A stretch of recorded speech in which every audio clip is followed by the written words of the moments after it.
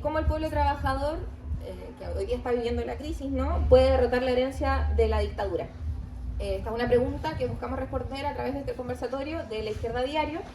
Vamos a estar junto a Pablo Torres, dirigente del Partido de Trabajadores Revolucionarios, del semanario Ideas Socialistas y editor político de La Izquierda Diario. Entonces, para poder partir, Pablo, sí. Gracias. Ya, ¿se escucha bien, cierto? Sí. Ya, un poco lo que nosotros queríamos hacer hoy día. Sigue hablando tú. Lo que nosotros queríamos hacer un poco hoy día era reflexionar un poco, o abrir algunos puntos de reflexión sobre el. Ya. ¿Ahí sí? ¿Se escucha bien? Sí. No quiero quitar mucho.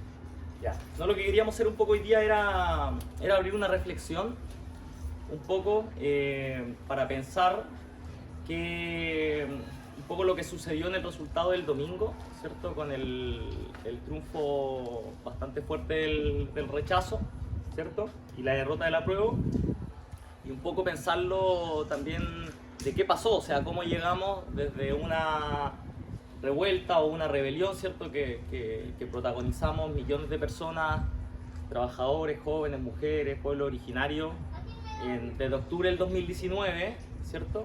Y que ya más o menos a lo largo de casi 3 años, ¿cierto? Había un proceso que se abrió y que podríamos decir tuvo un primer momento, ¿cierto? Que culminó, que es el domingo con lo que fue el plebiscito de salida, ¿cierto? Donde triunfó el rechazo. Entonces nosotros queríamos abrir un poco unas reflexiones más estratégicas, por decir así, del proceso de conjunto, que nos permita pensar de cómo se dio el proceso y más o menos qué lecciones podemos sacar para la nueva situación que se abre, en el sentido de que el día domingo se abre un nuevo momento político en el país. Entonces, pensar un poco en común, colectivamente, de cuáles son las tareas o las lecciones que nos deja para el momento que se viene, un poco.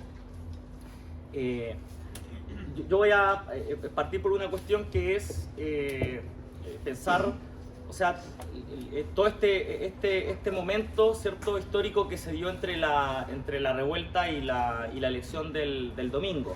Entonces, y hay una primera cuestión que tenemos que pensar que, bueno, cómo justamente pasamos de esa revuelta a ese triunfo del rechazo, ¿cierto? Y hoy en día que la derecha esté un poco con el sartén por el mango, ¿cierto? Y poniendo todas las condiciones de lo que ellos hablan como un nuevo proceso constituyente. Entonces, la revuelta, cuando que se abre el 19 de octubre el 18 de octubre del 2019, que tuvo como lema central que no era 30 pesos, sino 30 años, ¿cierto? Tiene un punto puntual que es un factor puntual o inmediato, que es lo que genera la revuelta, ¿cierto? Que el alza del transporte público, ¿cierto? Los 30 pesos en el alza del pasaje del metro. Pero ese, si bien fue la cuestión circunstancial, ¿cierto? Un ataque del gobierno, de los empresarios,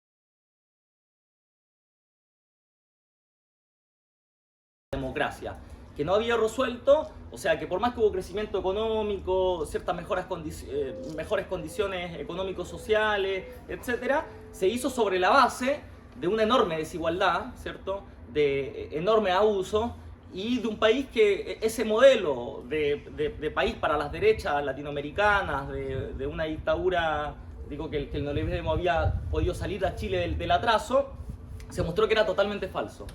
¿Y por qué? Porque la gente, ¿qué reclamaba?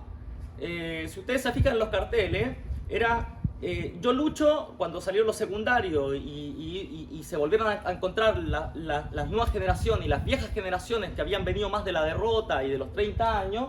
¿Qué dicen? Yo salgo a luchar porque no quiero, ¿cómo se llama?, que mis familiares se mueran esperando las listas de espera en los consultorios de los hospitales, ¿cierto? Pablo, ahí yo igual, como para meterme esa... pienso que igual es interesante lo que mencionas a propósito de la deslegitimación que había de las instituciones y de los partidos políticos en un sentido que gobernaron durante esos 30 años, pues, en el fondo como para igual poner en el escenario político a quienes eran los responsables también de esa herencia de la dictadura se haya profundizado también, pues, ¿no? Claro, claro. Ahí voy a referir un poquito a eso, pero quiero hilar una idea antes. O sea, los motores sociales eran profundos. Digo, era las listas de espera en los consultorios, era las jubilaciones de miseria, ¿cierto?, que sufren la tercera edad, las personas que trabajaron toda su vida, ¿cierto?, y que no pueden después vivir una vida más plena porque tienen una jubilación de miseria, ¿cierto?, donde todos se lo llevan un grupo de 5 grandes empresas norteamericanas sobre todo, ¿cierto?, y que se hacen sus enormes millonarias ganancias a costa de la jubilación, ¿cómo se llama?, de la jubilación que ahorraron los trabajadores toda su vida y que después, ¿cómo se llama?, cuando van a satisfacer su vida más viejo ya no pueden hacerlo, etcétera. ¿Por qué era además? Por la educación, ¿cierto? Porque una educación pública que se cae a pedazos, que es de miseria y que el Estado la desfinancia para que se vaya fortaleciendo la educación privada y después toda la plata del Estado vaya a la educación privada. Si ustedes ven estos días lo que han salido a decir los estudiantes secundarios, dicen, ¿qué tenemos? Comida que está vencida, ¿cierto? No tenemos buena alimentación, no hay infraestructura, se caen a pedazos los liceos, ¿cierto? No hay falta de profesores y profesoras.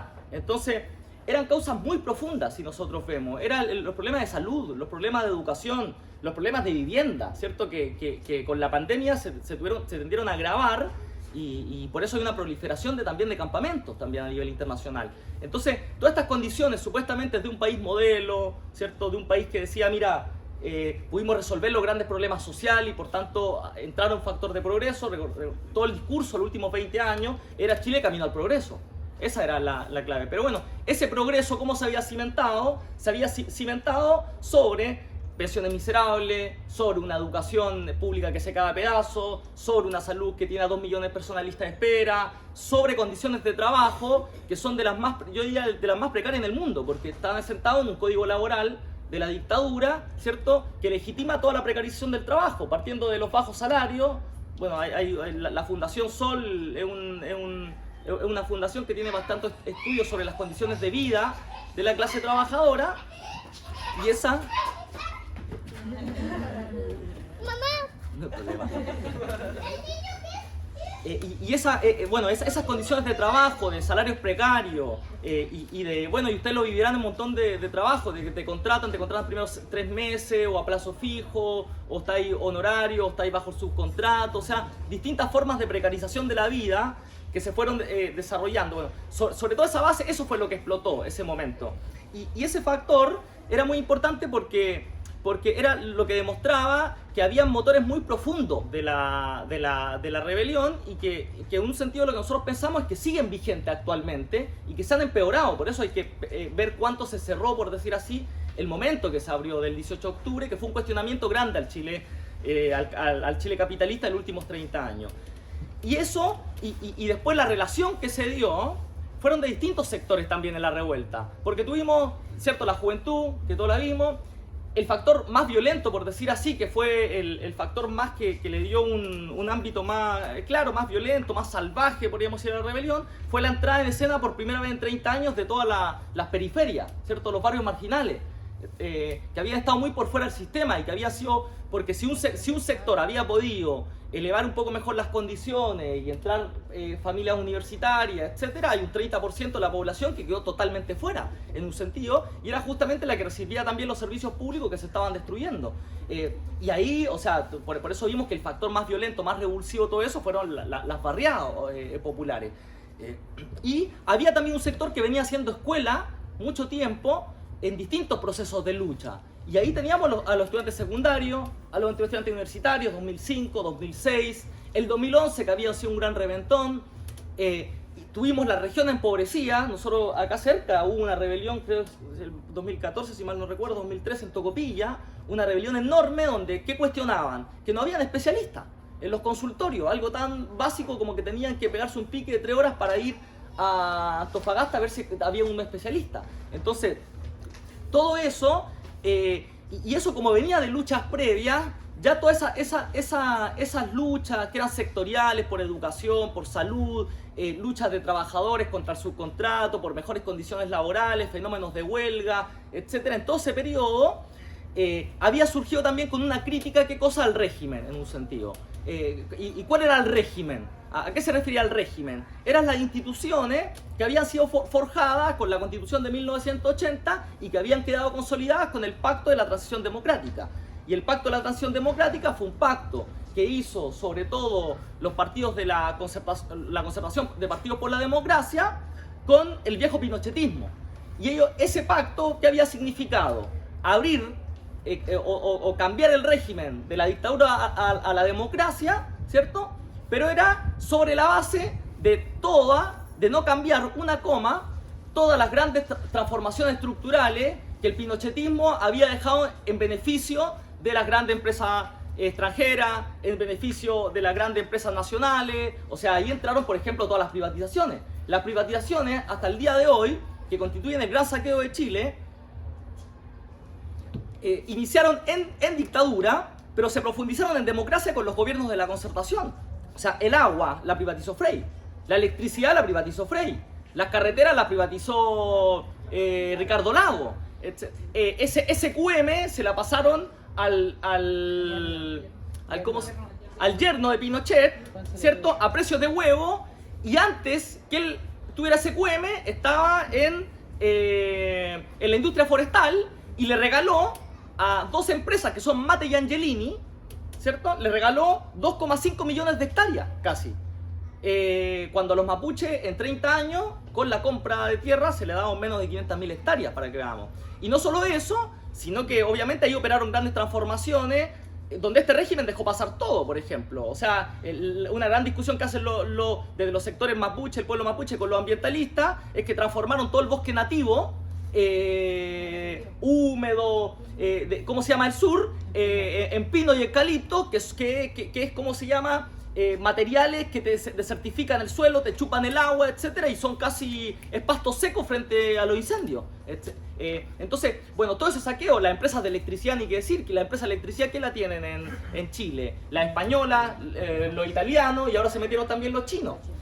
Bueno, y el cobre, la gran riqueza, ¿cierto? Hoy en día un 72% están en manos de grandes empresas. Es cosa de ver acá en Antofagasta que uno ve, hay un tajo que cruza la ciudad, que es el tren, y uno lo ve que pasa a cada rato con millones y millones y millones de dólares. De las formas que sean, etcétera, de cómo esté, pero son millones y millones y millones de dólares. Entonces, todo ese Chile que había formado la dictadura, un Chile al servicio de las grandes empresas multinacionales, de las 10 familias como Luxig, Mate y Angelini, ese Chile precario que decía que hay éxito económico, que tú puedes tener una casa pero tienes que endeudarte de por vida, que puedes hacer estudiar a tu hijo pero también tienes que endeudarte de por vida. Ese fue el Chile que se quebró. Y por eso estalló de tal forma. Entonces, y como había un cuestionamiento a los 30 años y a los partidos a los 30 años, que había sido la derecha y la concertación, rápidamente tomó un curso, por decir así, donde se empezaba a ver que era una gran parte de la población contra el régimen y contra los partidos capitalistas y empresariales, ya sean de derecha o centro izquierda, que habían gobernado el país. Ahora, bueno, y esa rebelión... yo siempre me acuerdo de la frase de Cecilia Morel, no sé si ustedes se acuerdan, que algunos días después de la revuelta dijo que esto parece una invasión alienígena, que que decía hay un plan para desbaratar todo, para la industria estratégica.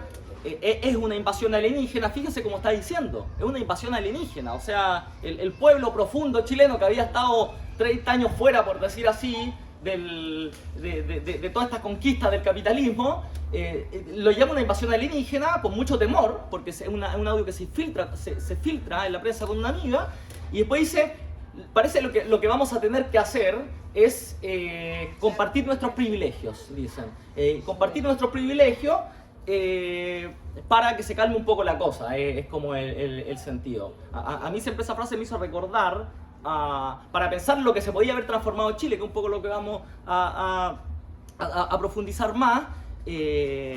¿Cómo se llama la reina? ¿Quién fue la reina? ¿Cuál, la de Francia? La reina de Francia, María Antonieta, claro. Y que ella, ¿cómo se llama? Cuando empieza la Revolución Francesa también lo mismo. Mira, vamos a tener que conceder ciertos privilegios porque nos van a amenazar con un poco romper el orden, etc. Entonces, y eso que mostraba, digo que, o sea, la burguesía chilena, no solo el gobierno, sino los partidos también de centro izquierda, todos los partidos del régimen, y si uno notaba la prensa empresarial, que yo siempre digo está muy fuerte en el diario financiero, que la empresa que ve cómo están los negocios estrictamente y que la afecta, están con mucho miedo, están con mucho temor. Hay un libro que yo siempre recomiendo que es de uno, se me olvidó el nombre de los periodistas, de un diario que se llama Interferencia, que sacaron la revuelta y ellos analizan las crónicas que hubo desde el poder, porque tienen muchas filtraciones.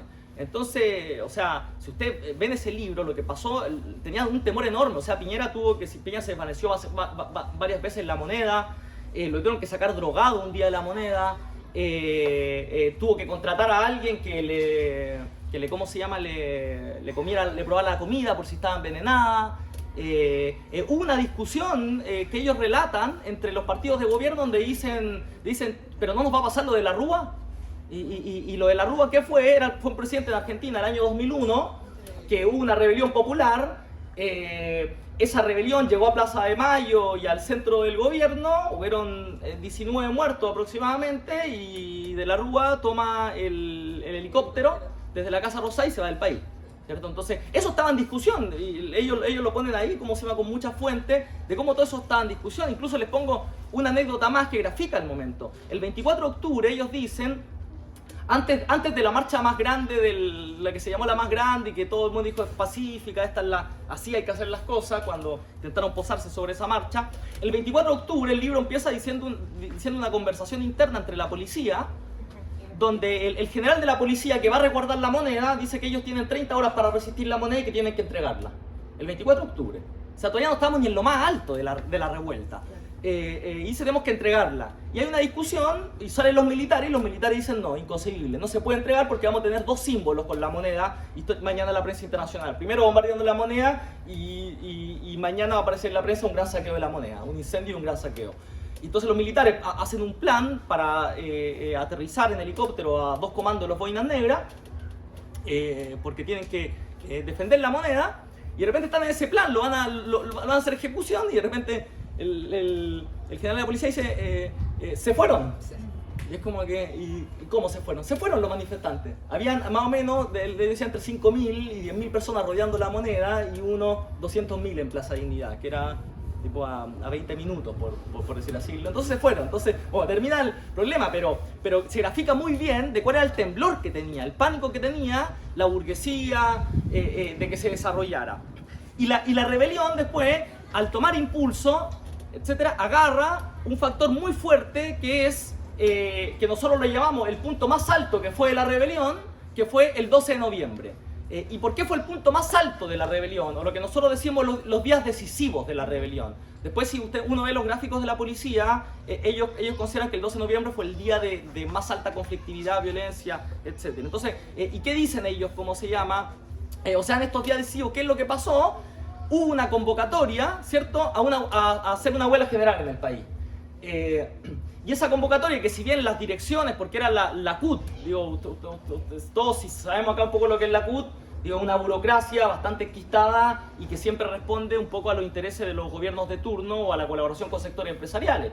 Pero se vieron obligados a convocar esa ese proceso, y ese proceso toma mucha más fuerza justamente por la rebelión que había. Entonces se paralizan, es medio desigual, porque se paralizaron muchos lugares de trabajo, público, salud, docente. El transporte público se tuvo que paralizar necesariamente porque, porque habían llamados a bloqueo afuera de los metros, a bloqueo en distintos tipos de rutas, etc. Entonces, y después, en ciudades donde, por ejemplo, donde hay sectores estratégicos de la clase obrera muy importantes, como el proletariado minero, ¿cierto? Acá, después pudieron intervenir en la huelga, pese a que las direcciones de los sindicatos no querían que intervinieran, y había un gran, por decir así, una gran campaña para que los sectores más fuertes de la clase trabajadora, los sectores que pesan mucho en la economía y por tanto que tienen capacidad de golpear a los capitalistas, como los mineros, los forestales, los portuarios,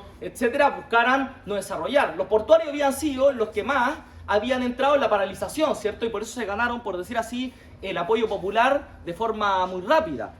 Entonces, bueno, y esto alcanza el punto más alto de la rebelión. El día cuando entran sectores de la clase trabajadora con sus propios métodos y se produce una alianza que hace mucho tiempo no estaba en las calles. ¿Qué tipo de alianza? Los sectores organizados de la clase trabajadora con sectores precarios de la clase trabajadora, ¿cierto? Y después con la juventud que luchaba, etcétera. Y esa alianza es la que buscaron desactivar muy rápidamente. Nosotros decimos que estaba el momento, el 12 de noviembre, la caracterizamos como un inicio de una situación revolucionaria, en el sentido que podría haber paso a una revolución donde ya no fuera un intento de presionar solo al régimen para que consiguiera ciertas demandas, sino para que las masas dieran un paso a la ofensiva y derrocaran al gobierno de Piñera, y se abrieron un camino, por decir así, para levantar una asamblea constituyente libre y soberana. Bueno, pero eso no se dio. ¿Qué es lo que se dio? El régimen rápidamente se pusieron de acuerdo, los partidos de derecha, los partidos de centro, los partidos del reformismo, en este caso el Frente Amplio, liderados por Boric, y después el propio Partido Comunista, que entró a ese acuerdo, y después también entraron en ese acuerdo las burocracias sindicales de la CUT, y del movimiento obrero, y que hicieron un acuerdo que se llamó el Acuerdo por la Paz y la Nueva Constitución. Y ese acuerdo, que fue el 15 de noviembre, fue la gran clave en un sentido para explicarnos qué pasó hasta ahora. ¿Y por qué fue la gran clave? Porque ese Acuerdo por la Paz, donde la derecha tuvo que sacrificar la Constitución de Pinochet para abrir ciertas reformas, pero con el objetivo que se mantuviera más o menos todo igual, al menos las condiciones estructurales del Chile de los 30 años, o sea, el saqueo, la explotación laboral, la precarización del trabajo, etc. Ese acuerdo lo hicieron estrictamente, fue una operación del régimen. Entonces ahí entra una primera discusión con muchos sectores, porque nosotros, a diferencia de una gran parte de la izquierda, en un sentido, la izquierda consideró que eso era un triunfo de la movilización, que había sido un triunfo de la movilización conseguir una convención constituyente en base a un acuerdo por la paz que habían desarrollado los partidos. Si muchos decían, mira, es una cocina, nos intentan joder, etc. Bueno, es un avance porque es un triunfo. Entonces, ahí hay una primera discusión. ¿Por qué? Porque las calles, ¿qué pedían, si ustedes se recuerdan? Fuera Piñera, asamblea constituyente, ¿cierto? O no sé si ustedes habrán visto en las calles que se levante la demanda de convención constitucional, que era, ojo, que venía del viejo proyecto de Bachelet. O sea, ya era, por decir, era algo que sacaron del armario, ¿cierto? Entonces, mira, está este proyecto. Tuvieron que reflotar un viejo proyecto que antes no les servía cuando no había movilización. Cuando decían, no, Asamblea Constituyente fuman opio, ahora cuando las masas pedían opio en las calles, ¿cierto? La Asamblea Constituyente, decían no. Entonces, ese acuerdo, por decir así, es muy determinante porque fue un intento de, uno, preservar la figura presidencial de Sebastián Piñera, hasta el día de hoy con impunidad total, y todos los represores de la dictadura con impunidad, mientras habían presos políticos hasta el día de hoy en las cárceles, ¿cierto?, de la rebelión. Dos, resguardar toda la institucionalidad del viejo régimen para que a través de una convención se trate de cambiar algo, pero que no toque los resortes fundamentales. ¿Y por qué? Porque estaba digitada. Toda la convención constitucional, las reglas estaban digitadas por el Parlamento. El Parlamento, digo, que estaba en ese momento. ¿Cómo qué? Como que no se pueden tocar los tratados internacionales, no había elección de menores de ¿cómo se llama?, 18 años, que eran los que habían protagonizado la rebelión, estaba la regla de los 2/3, que eso le ponía justamente por decir así, un quórum donde se llega a grandes consensos, y eso significaba, por tanto, que no se pudieran tocar grandes cuestiones, etc. Entonces, y ese factor fue muy importante porque desde ahí en adelante empieza el reflujo de la revuelta, de la rebelión. Desde ahí es donde empieza ese reflujo. Y ese reflujo, ¿qué implica? Que una pasivización de las calles, porque la mayoría de los sectores de los partidos de los 30 años, junto a los nuevos partidos que se llamaban alternativas de izquierda, como el Frente Amplio o como el Partido Comunista, le dijeron a la gente, ya no va más la lucha, hay que sacar las calles porque conquistamos una convención constitucional que nos va a permitir tener una nueva constitución donde vamos a poder cambiar el país y donde las demandas de salud, de educación, del medio ambiente, de salarios, de vivienda, se van a resolver con esta nueva constitución. En el futuro, como pateándolo para adelante, y no solamente a través de la convención constitucional, sino también a través de leyes criminalizadoras de la protesta, con los mismos presos políticos en un sentido, como con Garrote, en algún sentido de este pacto, ¿no? De este nuevo orden, y finalmente la primera conclusión que sacaba es un poco de que fue un desvío finalmente a un proceso que no tenía como yo lo mencionaba en el comité de emergencia, recuerdo, como un monstruo sin cabeza, una masa gigante, una gran fuerza que logró como en algún momento asustar al régimen, a los pacos, a los milicos, y que finalmente no tenía ningún programa, no tenía ninguna dirección. Claro. Ahí Sí. yo creo que sería bueno e interesante también entrar en la pregunta, entonces, ¿cuál fue la debilidad de la revuelta en un sentido? Contrastado también con otros conceptos como revolución. No sé si hay... o Sí. tenías pensado entrar en otra cosa. Sí, voy a meterme un poquito a eso, pero quiero terminar esta cuestión porque, o sea, para entender que nosotros veamos, porque el proceso, o sea, la nueva constitución lo que hace es, hay un gran discurso para decir que Chile va a cambiar y que se iban a resolver, o sea, que la herencia del pinochetismo se iba a resolver con una convención constitucional armada y digitada por los cueros del régimen, ¿cierto? Y que por tanto se iba a terminar con la herencia del pinochetismo con eso. Porque se terminaba, por decir así, con la constitución. Y después nosotros lo que vimos, después pasó pandemia, ¿cierto? Hubieron ataques fuertes sobre el movimiento de masa porque hubo crisis. Ahí empezaron el tema de los retiros, el tema de los IFE por la presión popular, ¿cierto? Pero de ese momento hasta ahora, las condiciones de las masas sociales fueron siendo peores en términos económicos sociales, todas esas condiciones. Y cuando después se da la elección a la convención constitucional, donde la derecha no logra el tercio, y donde sale la irrupción de los independientes con el Frente Amplio, la Convención Constitucional, ¿qué dice? Nosotros vamos a respetar todos los límites que nos puso el viejo poder, el viejo régimen. Entonces respetaron los 2/3, lo volvieron a votar, respetaron los tratados internacionales que condicionan el saqueo de las multinacionales, el saqueo extranjero, etc. Dijeron que no iban a sesionar con presos políticos, sesionaron con presos políticos, entonces, y de conjunto, lo que hicieron, por tanto, fue una estrategia de pasivización de los movimientos, de pasivización de las calles. Y otro factor más, sino que dijeron que ellos no se van a meter a discutir problemas reales de la gente, se van a poner a discutir qué cosas, solamente texto de nueva constitución. Cuando las condiciones de la vida de las masas se fueron agravando en este tiempo. Yo no sé si ustedes pudieron ver en toda la campaña que la derecha hizo mucho campaña por las cuestiones sociales, por las condiciones de vida de las masas, en un sentido, demagógicamente, porque es demagógica la derecha. Pero la convención, en última instancia, dijo, no, vamos a discutir derechos, vamos a discutir reglamentos, pero ¿qué no hizo la convención? No dijo, por ejemplo, terminar con la AFP y tener jubilación digna de 650.000 pesos para todos los abuelos que trabajaron durante toda su vida.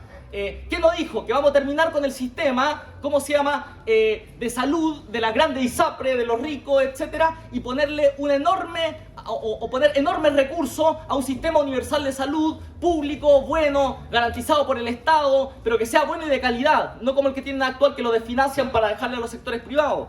Entonces, todo eso, y después ¿qué vino? Y vino el gobierno de Boric, donde se nos dijo nuevamente con un gobierno transformador de izquierda, como se decía Boric, etcétera, van a cambiar las condiciones de vida. Entonces tenemos nuevo gobierno y tenemos ¿qué cosa? Convención constitucional. Claro. Y el gobierno, pasaron 6 meses que ha estado el gobierno, ¿y qué hizo Boric? Militarizada.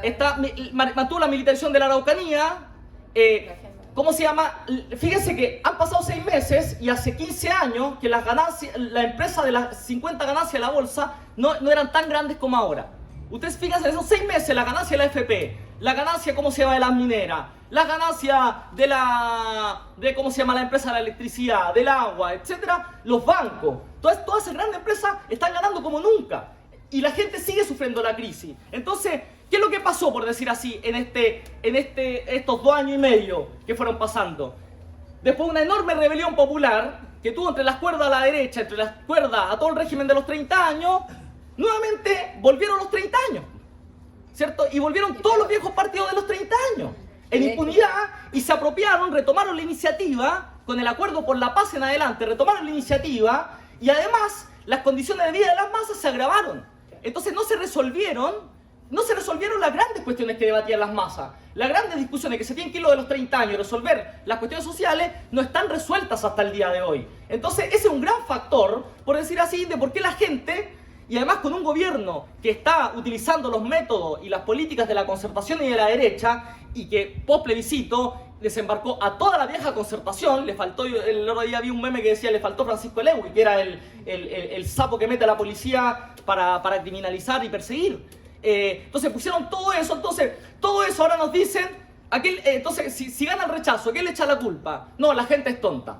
No leyó. No, la gente no sabe leer. No quiere de sus demandas. Es verdad que la derecha hace mucha política y mucha ideología con cuestiones falsas, con fake news, con noticias falsas, y hace mucha ideología con prejuicios, por decir así, racista, xenófoba, anti-mapuche, etc. Hace todo eso y eso tiende a calar en un sentido sectores de la población, eso tenemos que verlo, etc. Pero el gran responsable, en un sentido, de que haya ganado el rechazo y de que la derecha hoy en día se haya envalentonado, de que después de casi 2 años y medio estuvo casi muerta con el peor presidente en la historia del país y se haya recompuesto, que incluso ahora tiene el sartén por el mango de cómo se continúa el proceso constituyente, el gran responsable es justamente el inicio del acuerdo por la paz, ese pacto que firmó sectores de izquierda, que la gran mayoría de la izquierda, como digo, la firmó considerando que era un triunfo, etcétera, principalmente Boric y el PC, y después toda la otra izquierda que se fue sumando a coro con eso,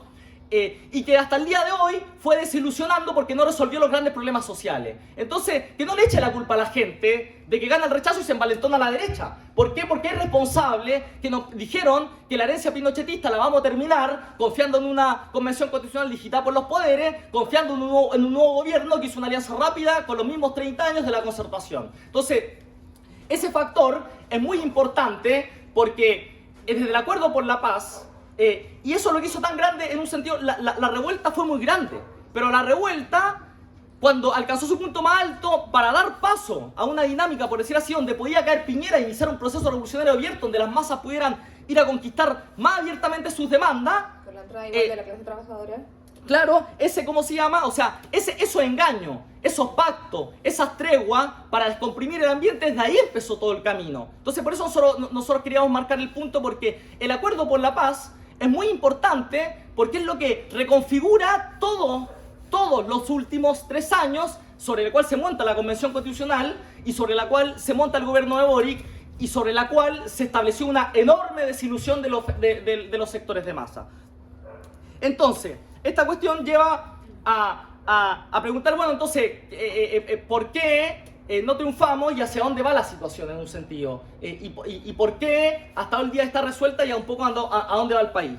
Y ahí, una cuestión que nosotros queríamos desarrollar es que, la herencia pinochetista es más que la Constitución, es más que el papel de la Constitución. La herencia pinochetista está en las condiciones económicas, sociales y de vida de las grandes masas de la población. Está, como decía, en el saqueo de los recursos naturales estratégicos, en el saqueo de cuestiones básicas o en las privatizaciones como la salud, la educación. O sea, la salud y la educación hoy en día están entre los 6 negocios más grandes del país. Entonces, no se trata de servicios básicos, son grandes negocios de empresas capitalistas, de empresas internacionales y nacionales que saquean esos lugares. Entonces, se pueden conquistar los derechos y las demandas sin romper con los grandes capitalistas que son dueños del país y que son los que los ganadores de la herencia pinochetista y sobre los cuales sus ganancias, etcétera, establecen las precarias condiciones de vida de las masas, y ahí es donde nosotros decimos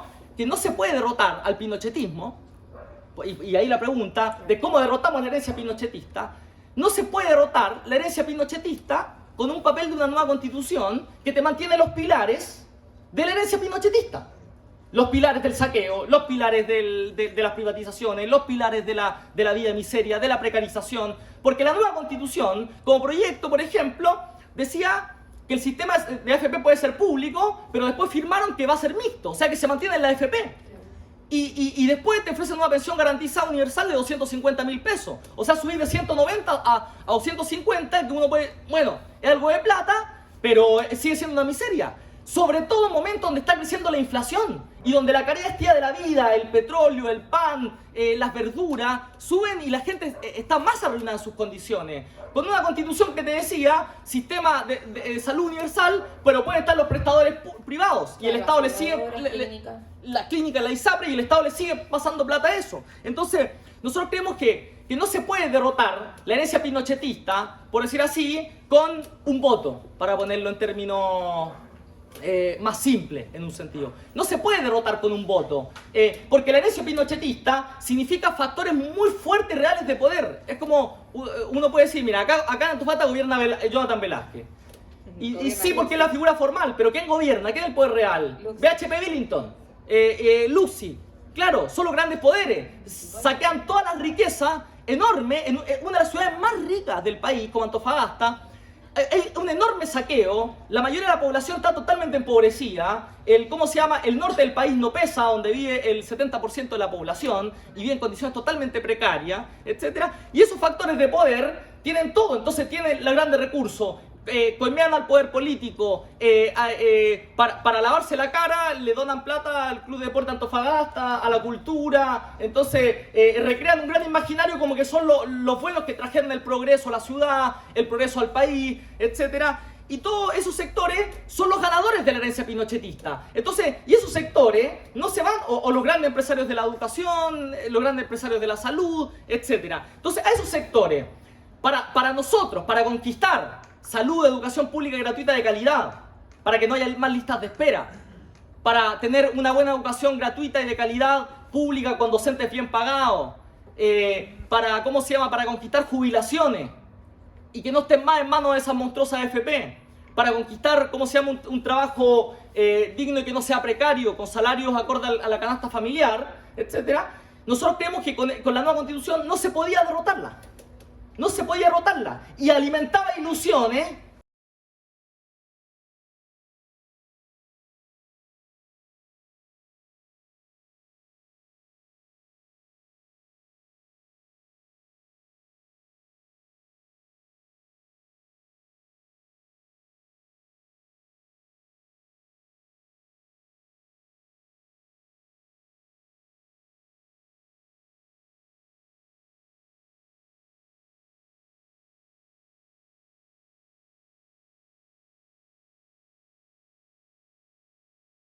Podíamos derrotar esa herencia de Pinochet y podíamos conquistar los derechos y demandas que se pelearon durante años. Y no se podían hacer eso. Entonces, toda esa desilusión de alguna parte vio. Entonces, ¿qué es lo que terminó derrotado el otro día? Una estrategia que nos decía que no hay que confiar en la clase trabajadora y en sus métodos de lucha, que no hay que confiar en la autoorganización de las masas, que no hay que confiar por decir así, en una alianza entre los trabajadores, las comunidades, los ambientalistas, el pueblo mapuche. No, eso no. Hay que confiar en la institucionalidad actual. Y esa institucionalidad actual, digitada desde los 30 años, esa herencia, etcétera, es la que nos trajo hasta acá, de alguna forma. Entonces, esa cuestión... ahora, por otra parte, ¿esa herencia se la puede derrotar solo con piedra? No, sí. Y también hay una discusión ahí. Porque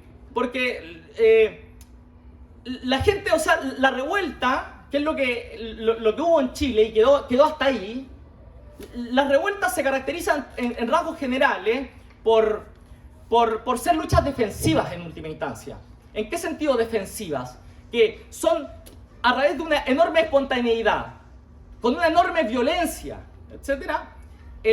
Su objetivo no es reemplazar al régimen existente por otro régimen social nuevo. Su objetivo en última instancia es presión mediante la violencia para que el viejo régimen realice ciertas concesiones en un sentido. ¿Cómo esto? Como es sacrificar la vieja constitución para entregar una nueva constitución y hablarte de derechos mientras agravan tus condiciones, etcétera. O sea, lo más débil que tuvo el proceso en un sentido es que no tuvo conducción, no tuvo programa, no tuvo una estrategia para vencer. Porque una revuelta, que una explosión generalizada de violencia, de ira, etcétera, sin programa, sin una conducción clara, sin una perspectiva hacia dónde ir, etcétera, tiende a limitarse justamente a ese marco de presión. Ahora, ¿se podría haber transformado en otra cosa ese proceso? El 12 de noviembre podría haberse definido otro camino en realidad. Pues, claro, cuando entra la clase trabajadora... Y si es que no hubiera habido un bloqueo, no solamente esto como solo piedras y fuego como tú lo decías, sino que también si no hubiera habido un bloqueo, una mediación, un obstáculo que generaban los dirigentes de los grandes sindicatos y las grandes centrales sindicales. También dirigida, por ejemplo, por el Partido Socialista y el Partido Comunista, que impidió que sectores importantes de la clase trabajadora, como planteabas tú, la minería acá en Antofagasta, saliera también, digamos, a paralizar a la huelga general y por lo tanto también a movilizarse y hacer este frente en conjunto con sectores que ya se están movilizando de las poblaciones, de la juventud y de distintos movimientos que ya llevan años en las calles. Claro, totalmente. O sea, porque el factor, y ahí por tanto entonces, si el voto, por decir así, no, con el voto no vamos a poder derrotar la herencia pinochetista porque hay factores de poder muy fuertes que quieren proteger esa herencia, etc. Y por otra parte, solamente tirando piedra en un sentido o prendiendo fuego, tampoco lo vamos a hacer porque es solamente una lucha de resistencia y de presión, pero que no tiene por objetivo reemplazar, por decir así, terminar con el conjunto de la herencia pinochetista, para lo cual hay que reemplazar, por decir así, un sistema social de conjunto. Entonces, bueno, ¿cuál justamente es la perspectiva? Y nosotros creemos que ahí está un poco en los balances también de lo que fue ¿cómo se llama? Lo que fue la revuelta. O sea, y acá algunas cosas para puntuar. El factor de la clase trabajadora es muy importante en Chile. ¿Y por qué? Porque la clase trabajadora chilena está en posiciones estratégicas muy fuertes donde están las ganancias de los capitalistas y donde ahí está donde se pueden resolver justamente íntegra y efectivamente el conjunto de las problemáticas sociales. Por ejemplo, ¿cuál? La minería. La minería representa una clave del país en la economía. No se puede resolver salud, educación, vivienda, derecho, sin tocar, por ejemplo, las ganancias de las grandes mineras. No se puede simplemente. Y hay un problema que tenemos que pensar, porque las poblaciones que salieron a luchar violentamente muy fuerte estaban separadas de la minería, ¿cierto? Entonces acá se dio una separación, por ejemplo, con las mineras, donde las burocracias de los sindicatos, yo no creo que, como hay gente que dice que los mineros no querían luchar, yo creo que los mineros querían luchar, evidentemente, pero tienen no solo empresas patronales muy grandes, sino que tienen una burocracia sindical que hizo lo imposible para impedir que los trabajadores se manifestaran con las poblaciones y por tanto que golpearan donde les duela al poder político, que eran en sus ganancias. Y que en ese curso también, en alianza con las poblaciones hubieran dicho, mira, necesitamos los mineros porque acá estamos golpeando el verdadero poder. Porque ahí están los recursos con los cuales podemos resolver problemas de vivienda. Ahí están los recursos con los cuales podemos resolver los problemas de salud. Ahí está el problema del medio ambiente también.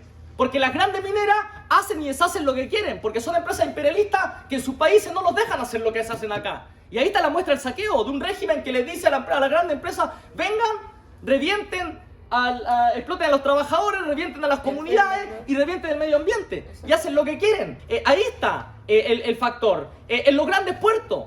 ¿Quién controla los grandes puertos? Por ejemplo, acá en Mejillones está, ¿cómo se llama? FONAPEN, que controla grandes puertos. FONAPEN, de una familia de nazi, que vinieron arrancando de la derrota alemana, etcétera, y después en los años 70 estuvieron involucrados en América Latina poniendo sus barcos para tirar cuerpos al mar junto a los militares. Esos que controlan los grandes puertos del país junto a los Luxic, o sea, todas estas grandes familias, etcétera, son las que se mantienen en pie. Entonces, ¿cómo los vamos a derrotar? Nosotros creemos que, y ahí está el problema de la clase trabajadora, si no hay una alianza con la clase trabajadora de las poblaciones, del pueblo mapuche, de los movimientos sociales estudiantiles o las mujeres, los movimientos ambientalistas, etcétera, es imposible justamente atacar donde más les duele, que son las ganancias de los capitalistas y que es donde aparte, donde se pueden, como decía, resolver los grandes problemas sociales del país, porque se resuelven también con recursos. Entonces, y esos grandes poderes son los que no están tocados. Y fíjense que el Diario Financiero decía algo muy bueno cuando estaba pasando todo lo de la revuelta. Decía que, en un sentido, que es bueno que estén en las plazas las protestas. Porque si las protestas pasan a las minas, a los puertos, a la, ¿cómo se llama? Al gran sector agrícola, industrial, a las forestales, a las salmoneras, donde miles de mujeres trabajan ahí, si estuvieran tocar las telecomunicaciones, etcétera. O sea, todo lo que pensaban ellos era cómo esto se queda en las plazas y cómo nos pasa a la clase trabajadora. Y hay una izquierda que nos dice que la clase trabajadora no sirve. Porque hay alguna que dice no, que no existe, entonces ya el pueblo y no hay clase trabajadora, y hay otro que dice que la clase trabajadora lo único que tiene que hacer es luchar por salario. Y cada tanto negociar colectiva por su salario. Y nada más que eso. Y eso provoca una separación con la población también, porque llaman a que ellos se preocupan solo por su demanda y no por la demanda de la población. Entonces, la clase trabajadora es un gran motor y por eso cuando sale el primer inicio es que hace temblar al régimen más de conjunto. Ahí tiembla realmente la burguesía ese día y fue lo que faltó justamente, que la clase trabajadora, ahora esto no es para decir solo lo que faltó, porque es un gran desafío. Los revolucionarios tenemos que ir a conquistar y la izquierda tiene que ir a conquistar a la clase trabajadora para una pelea que vaya más allá de la negociación salarial, etcétera. O sea, que vaya para que la clase trabajadora pueda elevarse como un sujeto porque puede resolver las grandes necesidades sociales. Porque si los mineros, por ejemplo, estuvieran nacionalizadas las minas y las grandes empresas del comercio exterior y estuvieran controladas por sus propios trabajadores, no por las burocracias de Codelco, que ganan millonarios, sino por los propios trabajadores, se podrían hacer planes junto a los pobladores para destinarlos a qué cosa, a resolver los problemas de vivienda, a meter los recursos para que no se las lleven ¿cómo se llama?, al extranjero y construyan, por ejemplo, centros de salud, consultorios, plazas públicas, etcétera, y así montón de cosas en última instancia. Entonces, ese factor. Una segunda cuestión, el factor de la autoorganización, porque ¿qué implica luchar por quitar la confianza, por decir así, la confianza en que el Estado va a resolver todo cuando no va a tocar a los grandes capitalistas su ganancia? Y ahí está el factor de la autoorganización. Y acá quiero mostrar un ejemplo que acá fue muy bueno en Antofagasta, que quizás después lo pueden relatar algunas compañeras, compañeros, que fue el Comité de Emergencia y Resguardo. Y el Comité de Emergencia y Resguardo fue una excepcionalidad a nivel nacional que se dio, que era el intento de unificación en una sede sindical, que fue la sede del Colegio de Profesores, entre trabajadores de distintos sectores, industria, trabajadores mineros, del comercio, portuario, ¿junto a qué? Junto a estudiantes, junto a las mujeres que luchaban, conformando las brigadas de salud que empezaron a emerger para la defensa frente a la policía, etc. Y ese comité de emergencia, que acá fue muy importante, porque acá lideró, por decir así, le impuso al Frente Único, a la CUT, de lo que fue la marcha, el acto que hicieron de 25.000 personas ese 12 de noviembre. ¿Por qué no se podía haber continuado a nivel nacional? ¿O por qué no sabía cuántos locales sindicales en manos de un montón de sectores se pudieran haber abierto para organizar la defensa? Y para que los jóvenes no se quedaran combatiendo solo en las calles mientras la policía ¿cómo se llama? Y lo paliaban. ¿Por qué no podía hacer una alianza donde sectores que no podían en sus fábricas salir a luchar porque está la dictadura del patronal, porque está... ¿Cuántos sectores no podían haber ido a esos locales sindicales y a buscar la forma de organización con otros trabajadores? Los trabajadores querían ir a hacerse parte, pero su sindicato y las direcciones sindicales colaborando con la empresa buscaron impedir esa cuestión. Entonces, la autoorganización en la perspectiva de formar un poder propio, porque eso estaba en pie. Se formaron asambleas barriales, asambleas populares, este comité de emergencia. ¿Y qué pasó después con el reflujo, con el acuerdo por la paz? El reflujo, la pacificación. ¿Hay alguna asamblea popular funcionando hoy en día? Ni cabildo, ni nada. No hay nada. Entonces aprovecharon toda la iniciativa que les dio el Acuerdo por la Paz, la Convención, para desactivar. Entonces hoy en día quedamos peor, porque la pacificación se hizo peor. No quedaron organismos estables, etcétera, que puedan pelear por una perspectiva y por un programa alternativo, que conquistaran aliados y que lucharan por el Frente Único de los Trabajadores con un programa que realmente golpea a los grandes capitalistas. O sea, que vaya desde los problemas inmediatos sociales hasta un cuestionamiento más general del sistema que implica la expropiación de los grandes pulpos capitalistas en Chile. Esa expropiación que es la que puede, ¿cierto? O la pelea por la nacionalización de esos recursos sin ningún pago porque se los saquearon a precio de huevo.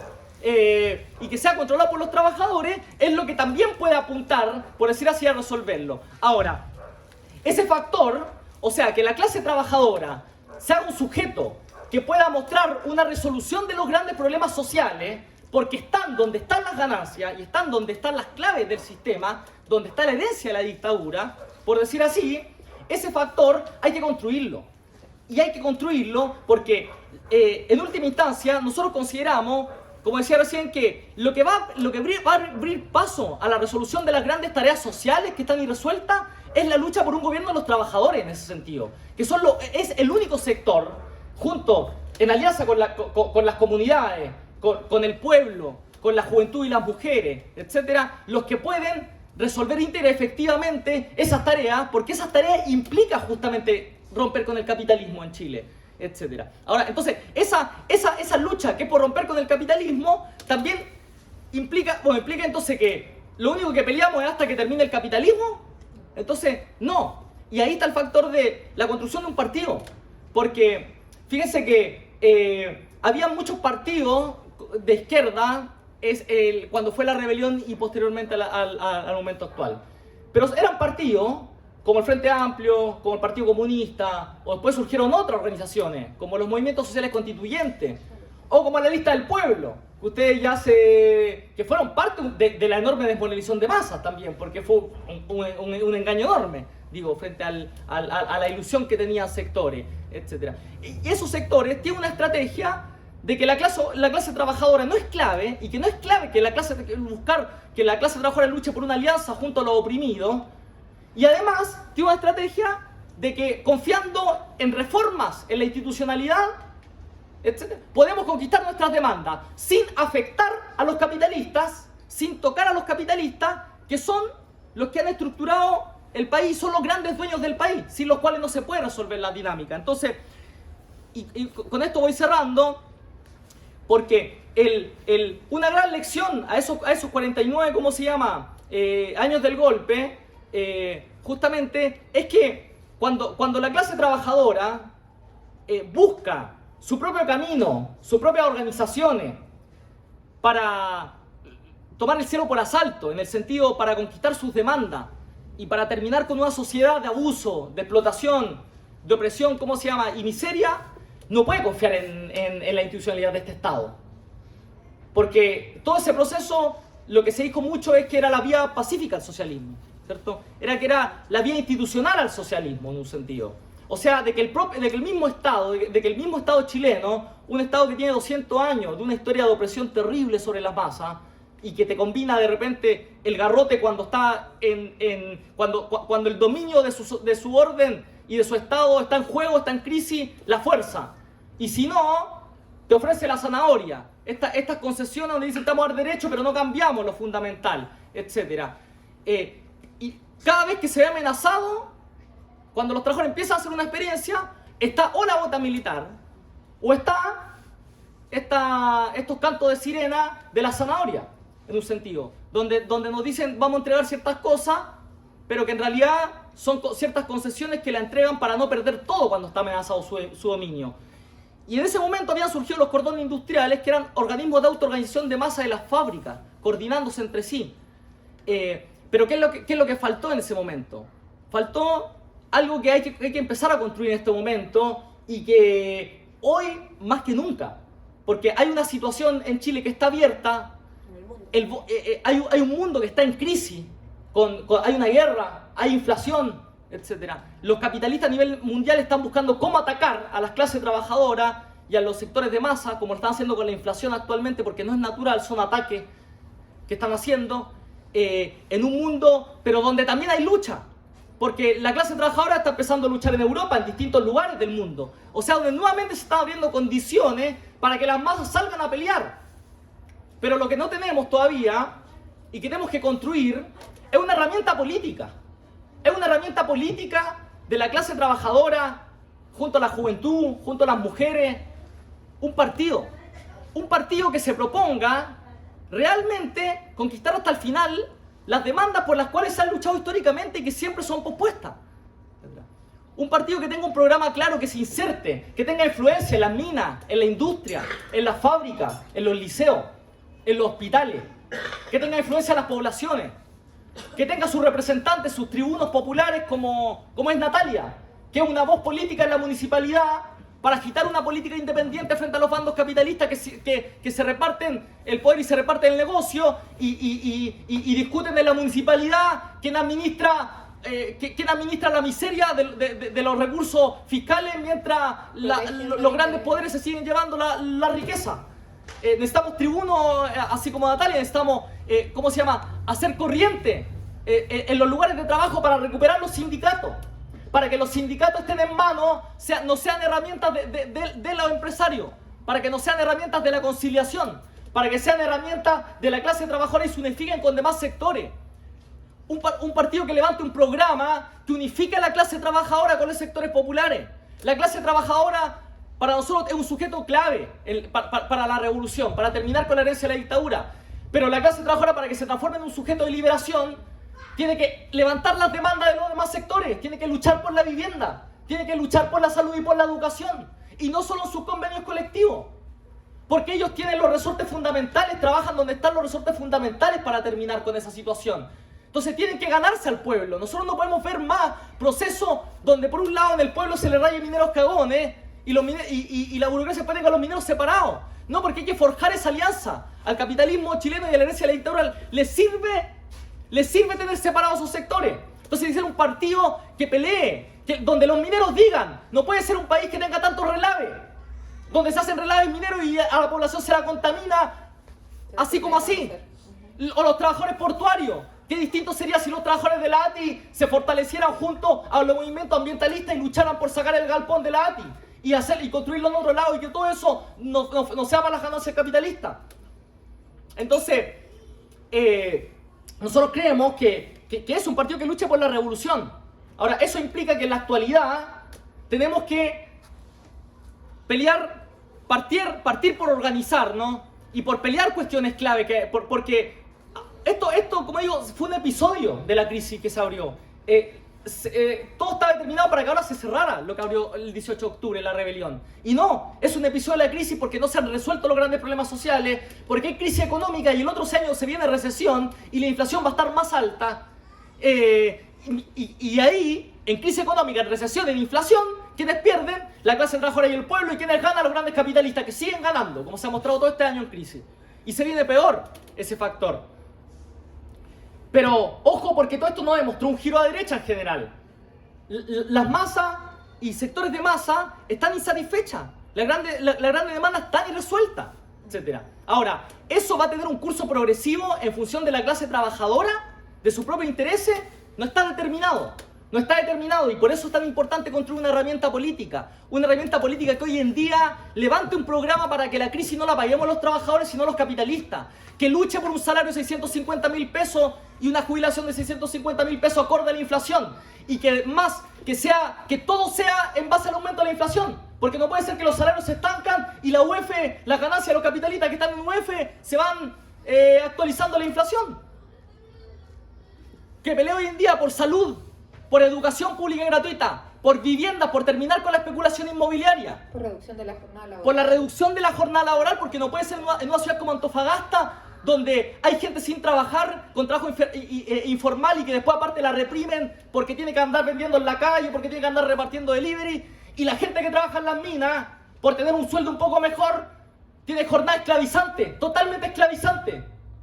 ¿Quién puede vivir dignamente trabajando 4 o 7 días seguidos, 12 horas, donde aparte ni siquiera te contabilizan el trayecto y después llegáis a dormir de una vida miserable? Eso no es una vida. Pero eso es lo que quieren separar. Y por eso nosotros tenemos que pelear por organizar esa fuerza y levantar un programa que sea de los trabajadores, pero que levante el conjunto de las demandas de los sectores oprimidos. que confíe en la autoorganización en ejemplos como fue el Comité de Emergencia, que fue un gran ejemplo de la región, para pensarlo.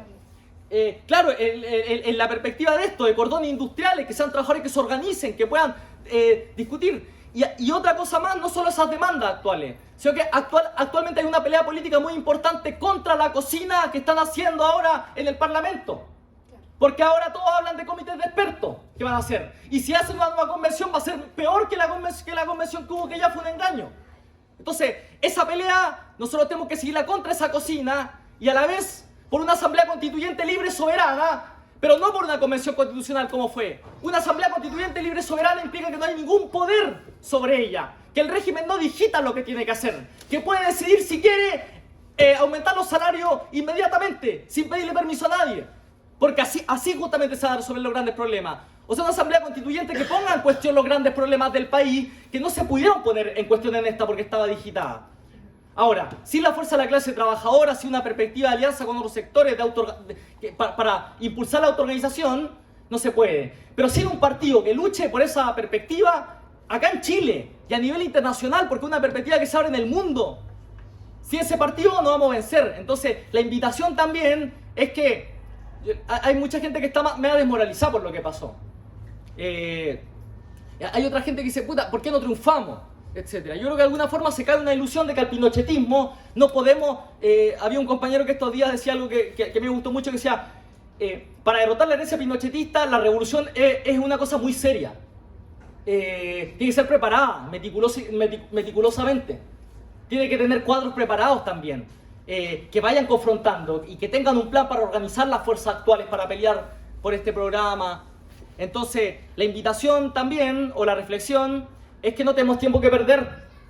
Nosotros del PTR queremos invitarlo a discutir una experiencia en común, a discutir que podamos pensar cómo enfrentar los planes de los capitalistas y ver que esto no se cerró.